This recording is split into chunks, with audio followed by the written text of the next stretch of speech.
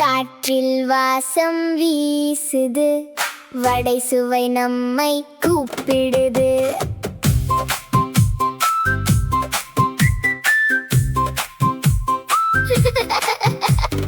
பாட்டி வீட்டு வாசலில் பொன்னான வடை சுட்டாலே, சூடா சூடா வாசம் வந்து சுற்றும் உலகம் மயங்குதே.